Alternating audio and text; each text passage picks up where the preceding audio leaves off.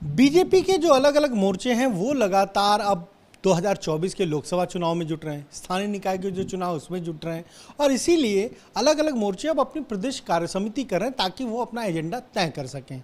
पिछड़ा वर्ग मोर्चा जो है वो भी 19 मार्च को अपना जो उनकी प्रदेश कार्य समिति है वो करने जा रही है। हमारे साथ पिछड़ा वर्ग मोर्चा के प्रदेश अध्यक्ष और सरकार में मंत्री नरेंद्र कश्यप जी हैं, उनसे जानेंगे। नरेंद्र जी, ये हमने देखा है कि बीजेपी के अलग अलग मोर्चे अपने कार्य समिति कर रहे हैं। पिछड़ा मोर्चा भी अब 19 मार्च को अपनी कार्य समिति करे। एजेंडा यही लोकसभा के चुनाव और स्थानीय निकाय चुनाव है। देखिए, 19 मार्च को कानपुर में ओबीसी मोर्चा प्रदेश कार्य समिति संपन्न कराएगा, जिसमें हमारे उत्तर प्रदेश के दोनों माननीय डिप्टी सीएम, प्रदेशाध्यक्ष महामंत्री सटा धर्मपाल जी सहित देश और प्रदेश के बहुत बड़े नेताओं का मार्गदर्शन ओबीसी मोर्चे के कार्यकर्ताओं को मिलने वाला है। संगठन का कार्य करना भारतीय जनता पार्टी की सतत प्रक्रिया है और निश्चित है जब संगठन काम करता है तो चुनाव में उसका लाभ मिलना निश्चित है। तो मोर्चे की राजनीतिक प्रस्ताव होगा, आगामी योजनाओं पे चर्चा होगी। हमें 2024 के लिए नगरीय निकाय चुनाव के लिए मोर्चे को कौन कौन से काम करने, कौन कौन से स्टैंड करने, ताकि हम सभी चुनाव को संपन्न करा के जीत की तरफ बढ़ सके। तो ये सारे विचार 19 मार्च को कानपुर में होंगे। ये स्थानीय निकाय के चुनाव भी अब होने वाले हैं, जल्द कहा जा रहा है अप्रैल में या मई में हो सकते हैं। इसके लिए पिछड़ा वर्ग मोर्चा की क्या तैयारी है बीजेपी? नगरीय निकाय चुनाव भारतीय जनता पार्टी पहले से ही बड़ी कामयाबी के साथ जीत हासिल करती रही है। इस बार जो संभावित चुनाव संभवतः अप्रैल मई में होने वाले हैं, ओबीसी मोर्चे ने ये तय कर लिया है कि हम 6 अप्रैल से 14 अप्रैल के बीच ओबीसी मोर्चे का प्रदेश प्रत्येक पदाधिकारी प्रदेश का, क्षेत्र का, जिले का, मंडल का 5 से 10 गांवों में घर घर चलो, गांव गांव चलो, एक बड़े अभियान को हम लेकर जाने वाले हैं, जिसके माध्यम से हम गांव गांव, घर घर जाकर भारतीय जनता पार्टी की आइडियोलॉजी, देश और प्रदेश सरकार की उपलब्धियों का ज्ञान पिछड़े वर्ग के लोगों को कराएंगे और किस प्रकार से कांग्रेस पार्टी ने, समाजवादी पार्टी ने, बहुजन समाज पार्टी ने पिछड़ों के लोगों के साथ उनका वोट लेकर उनके साथ नाइंसाफी की है, उसको भी बताने का काम करेंगे। कुल मिलाकर नगरीय निकाय चुनाव के लिए घर घर चलो, गांव गांव चलो, बहुत बड़ा अभियान उत्तर प्रदेश में 6 अप्रैल को हम लॉन्च करने वाले हैं। ये आप जो अभियान चलाएंगे, आपने कहा कि कांग्रेस, सपा, जिसने भी क्या कुछ काम किया वो बताएंगे, उनकी पोल खोलेंगे। हाँ। तो समाजवादी पार्टी तो जातीय जनगणना की बात कर रही है, उसने बहुत जोर शोर से मुद्दा उठाया। ये भी आप जाकर बताएंगे कि भाई ये जब सरकार में रहे, जो बात आप लोग कहते हैं कि इन्होंने कुछ नहीं किया, ये भी बताएंगे? यकीनन समाजवादी पार्टी वर्तमान में जब उनको लगा कि सत्ता आने वाले समय में भी उनके हाथों में कभी नहीं आने वाली, तो जाति जनगणना का मुद्दा उठाते हैं। जब वो सत्ता में रहते हैं तो केवल एक ही जाति को याद रखते हैं। तो हम प्रदेश की जनता को, प्रदेश के पिछड़े वर्गों के लोगों को ये बताने वाले हैं, घर घर चलो, गांव गांव चलो अभियान के माध्यम से, कि समाजवादी पार्टी जाति जाति का खेल खेल रही है। इसका लक्ष्य समाज को बांटने का है, पिछड़े वर्गों के अधिकार उत्थान का नहीं है। क्योंकि अधिकार उत्थान जो मोदी योगी की सरकार में हुआ है वो तो कभी देश प्रदेश में हुआ ही नहीं है। इसलिए श्री अखिलेश यादव जी की पोल भी हम गांव गांव चलो, घर घर चलो खोल के बता देंगे पिछड़े वर्गों के भाइयों को, बहनों को, कि सतर्क रहिए।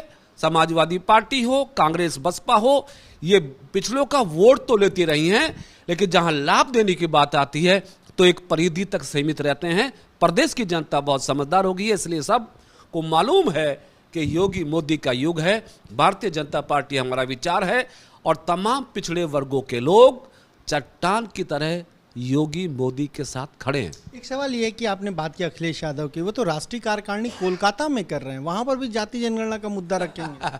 अब देश प्रदेश की जनता अनुमान लगा सकती है कि जो समाजवादी पार्टी जिसका अस्तित्व केवल उत्तर प्रदेश में हो, वो वेस्ट बंगाल में जाके अपनी कार्य समिति या कार्यकारिणी करती है, तो मतलब साफ है कि उनको लग रहा है कि यूपी में उनकी दाल गली नहीं है और बंगाल में तो कुछ होने वाला है ही नहीं। मेरे ख्याल से हताशा भरा ये एक परिणाम हो सकता है। उनको आभास हो गया है कि उत्तर प्रदेश सहित देश में अब मोदी योगी के सामने किसी का भी टिक पाना संभव नहीं है। अखिलेश यादव ने एक बयान दिया कल दिल्ली में उप मुख्यमंत्री केशव प्रसाद मौर्य को लेकर, कहा कि मुख्यमंत्री अपने साथ एक शूद्र को रखते हैं और वो है केशव प्रसाद मौर्य।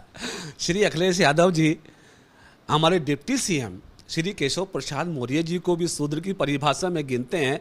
ये उनका अपना मानसिक संतुलन का मामला है, लेकिन इतना कहना बहुत उचित होगा, सबका साथ, सबका विकास, सबका प्रयास और सबका विश्वास अर्जित करने में जितने बड़े पैमाने पर भारतीय जनता पार्टी ने कामयाबी हासिल की है, उससे एक बात देश में भी प्रदेश में भी स्पष्ट हो गई है कि भारत की और प्रदेश की राजनीति अब जाति, धर्म या तुष्टीकरण के आधार पर नहीं, काम के आधार पर चलेगी। और श्री केशव प्रसाद मौर्य जी उत्तर प्रदेश के ऐसे डिप्टी सीएम हैं जो पिछड़ों के साथ, अगड़ों के साथ, जी हर समाज के साथ समन्वय बना के उनका काम भी करते हैं, अपने मंत्रालयों के काम को भी निभाते हैं और उत्तर प्रदेश में उनकी बहुत बड़ी भूमिका है। उनको वो शूद्र कहते हैं, क्या कहते हैं, ये उनका मत है, लेकिन मैं ये मानता हूं कि श्री केशव प्रसाद मौर्य जी उत्तर प्रदेश का एक बहुत बड़ा चेहरा है, बहुत बड़ा नेतृत्व करता है। आखिरी सवाल है, एक प्रयागराज शूट आउट में आज एक लेटेस्ट सीसीटीवी फुटेज सामने आया है, उसमें उमेश पाल को बिल्कुल करीब से गोली मारी गई है और जो तस्वीर दिख रही है, जो शख्स दिख रहा है, कहा जा रहा है कि वो अतीक का जो बेटा है वो ही है। वो अभी तक मुख्य आरोपी पुलिस की पकड़ से बाहर है, 20 दिन हो चुका है। सरकार का लक्ष्य चुनाव के समय निश्चित था, खासतौर से करप्शन क्राइम पर जीरो टॉलरेंस की पॉलिसी को यूज करने का।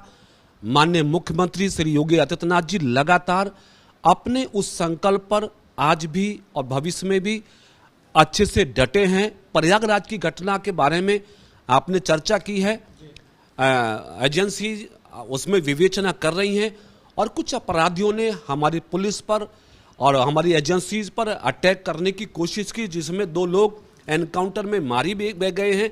जो वर्तमान में तात्कालिक रूप से जो वीडियोज आ रहे हैं जिसमें एक व्यक्ति के द्वारा उमेश पाल को नजदीक से गोली मारने का दृश्य सामने आया है, तो ये तो बिल्कुल स्पष्ट हो गया है कि इस घटना में अतीक और उनका परिवार की संलिप्तता कितने नजदीक से है।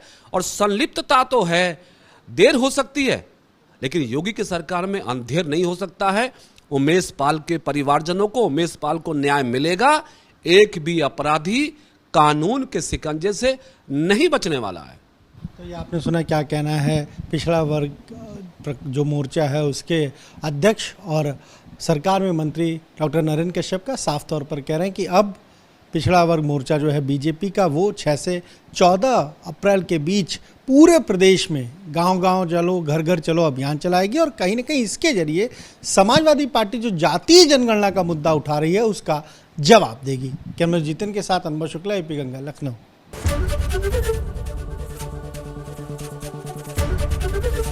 एबीपी गंगा, खबर आपकी, जुबान आपकी।